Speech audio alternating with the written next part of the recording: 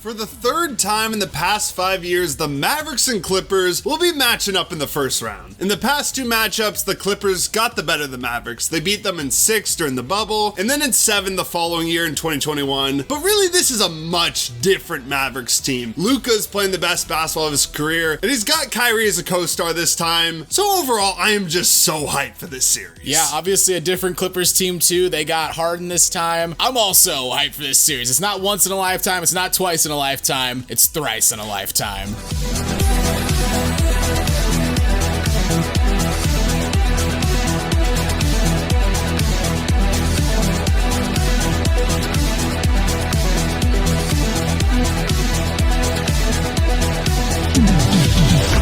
Before we start talking about Clippers versus Mavericks round 3, please give the video a like, subscribe to the channel, and hit that notification bell so you never miss out on any new videos. So we mentioned in the intro, this is the third time they're playing against each other. And we'll talk about the other matchups here real quick, but you can't really judge too much off of them because like we said, they're just completely different teams. First time they matched up in the bubble, Clippers were the 2nd seed. They were the favorites to win the title going into this playoffs. On the other hand, the Mavericks, they were the 7th seed. Young Mavericks team, Luka only in his 2nd year. He was still one of the best players in the league. He finished 4th in MVP voting this year. He was all NBA, but still a very young Luka Doncic. And that was back when the Mavs were kind of building around Luka and Porzingis as their like tandem for the future. What a time.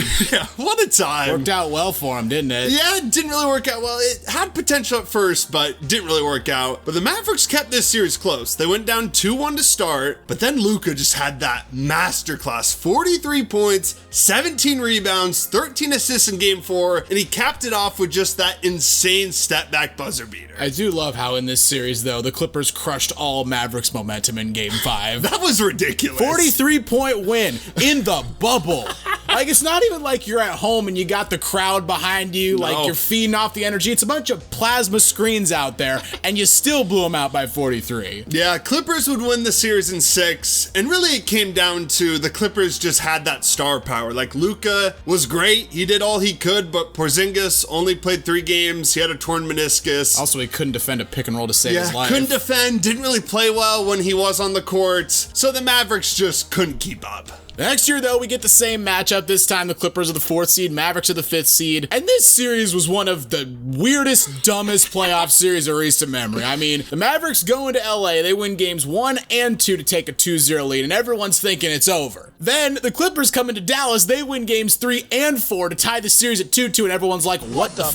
Right. And then in game 5, the Mavericks go back into LA, win the game, and I gotta say, my favorite part is at the very end when Kawhi misses that 3-pointer, airballs it, would have tied the game, and Rajon Rondo is pissed. That is so funny. He's got like the crazy eyes. Like he is ready to just fight Kawhi out there on the floor. Like he was mad. I mean, I get it from Rondo. He's coming off a championship with the Lakers in the bubble. He's a proven guy, but he has no right to be looking at Kawhi like that. Yeah. Because the dude can't shoot to save his life. Right. Like, would have been the same result if he took the 3, but whatever. Game 6 and 7, like, again, it's feeling like the series is over. Dallas just needs to win 1 game, but then credit to the Clippers, they win both those games and they win the series in 7. And kind of a similar story to the previous year. Like Kawhi and Luka were both incredible this series. Luka again did all he could, but outside that, the Mavericks just didn't have the star power to keep up. Porzingis was healthy this time. He played every game. But he wasn't very good. Wasn't good. Brunson was technically on the team, but this was Brunson back when he was a bench player before he was anything. So the Mavericks just didn't have an answer for the duo of Kawhi and Paul George.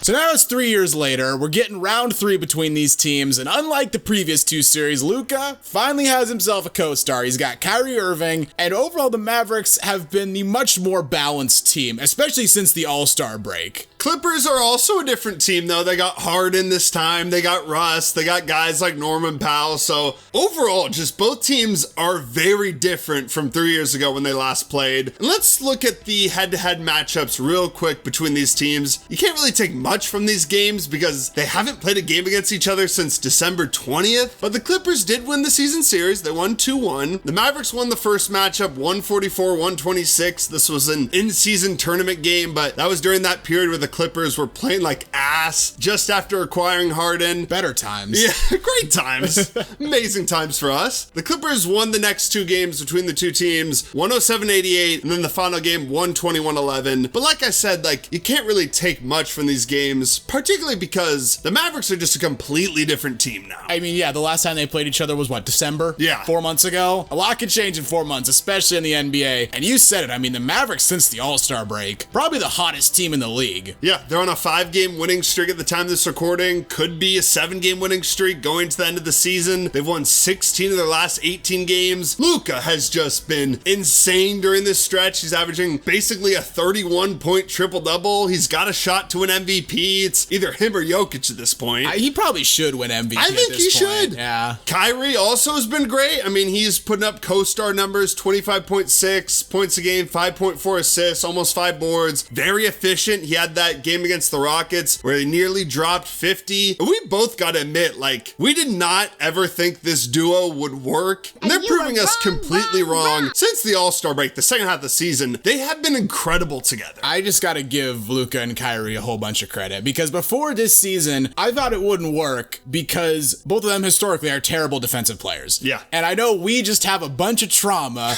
from having to deal with years and years and years of Dame and CJ. As good as they were on the offensive end, the Blazers always consistently had one of the best offenses in the NBA. They couldn't stop a nosebleed. And I thought you can't, in the modern NBA, have a backcourt. No, it doesn't matter how good they are on offense, where both of them are huge defensive liabilities. You can barely have a backcourt where one of them is a big defensive liability.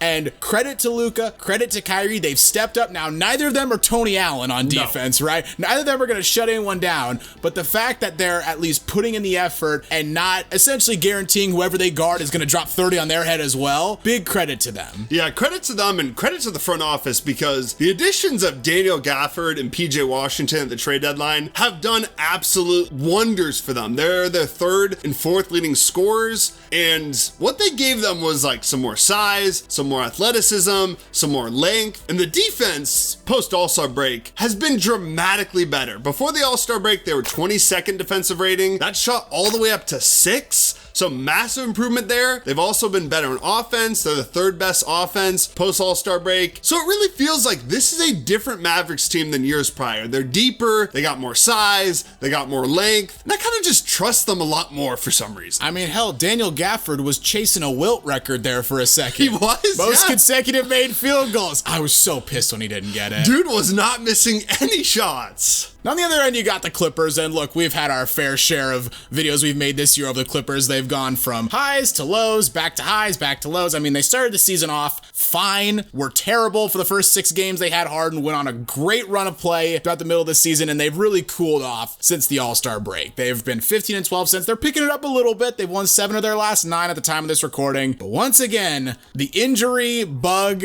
demon, whatever cursed this team, it's coming again. Kawhi is dealing with a knee injury. He hasn't played since the end of March. He's probably not going to play for the rest of the season. Now, their playoff matchup is already locked up. They're in a driver's seat for home court, so, I mean, I guess don't play him if you don't have to. But, again, doesn't feel good that Kawhi is going into the playoffs with an injury. Yeah. In most teams, I would trust them. Be like, end of the season, you're locked into play, star player, You're whatever. resting guys. Yeah. But when it comes to Kawhi specifically, the fact that he's not playing, to me, is a massive red flag. He's run out of all goodwill. Yeah. Like, anytime he sits a game, it's like, something may be wrong. Especially this year, where he actually hasn't load managed and actually has played. The fact that he's now sitting, it's like, something may really be wrong. Yeah, and it's same story, different year for the Clippers. Like, on paper, they're a title contender. Kawhi, when he plays in the playoffs, always shows up. But I just can't trust them to stay healthy because they literally get injured every year. On paper, this is a good matchup for the Clippers. They're built to stop teams on the perimeter like the Mavericks. They're the deeper team. They have more experience. Better coach. They have a better coach. Probably will have home court. Yeah, probably will have home court. But none of that's going to matter if, like last year, Kawhi only plays 2 games. Like, remember last year, game 1. Balled out. Yeah, came out torching against the Suns. If he stays healthy that entire playoffs, who knows? Yeah, I think there's a decent chance they beat the Suns, but again, he's injured every year, and I honestly think this year, again, he'll miss like 1 or 2 games in the first round just because you have to count on it because we've seen it every year so far. So with all that being said, let's get your prediction for this series. Who you taking? How many games? Oh, jeez. See, I've been going back and forth in my head while we've been recording this. Yeah? I really don't know. I mean, I'm going to lean Dallas. Okay. In 7. I agree with your point that I think you have to at least pencil in Kawhi is missing at least one game. Also, James Harden, his play has fallen off quite a bit recently, and in the playoffs, it always falls off a cliff. Right. So I can't quite trust him. I think Dallas is the more balanced team. They've been playing better basketball going into the playoffs. I think that matters. I think they've got momentum. I think if the Clippers lose home court, they're but I think if they can keep home court, I think they're good enough to make it a series, but eventually I think Dallas pulls it off in 7 thanks to a Luka masterclass. Yeah, I think that's fair. I'm taking Dallas in 6. Okay. And I honestly feel pretty confident about this. See, I don't. At the time. The only reason I say that is because, like I've mentioned, injuries. I just think Kawhi is going to miss a game or two. Maybe Harden misses a game. Maybe Paul George, Russ. Who knows? They're all old at this point. And also, like, even if they're fully healthy, I think the Mavericks got a pretty good shot. I mean, they are the hottest team in the league. I love the additions, what they made at the trade deadline. Kyrie always shows up in the playoffs. Luka shows up in the playoffs. I think they get it done in 6, even regardless if Kawhi and everyone plays for the Clippers. So what do you guys think? Leave your predictions for this series in the comments down below. If you enjoyed the video, please consider giving a like. And hey, while you're here, check out some of our other content as well. And don't forget to subscribe to Synthetic Sports.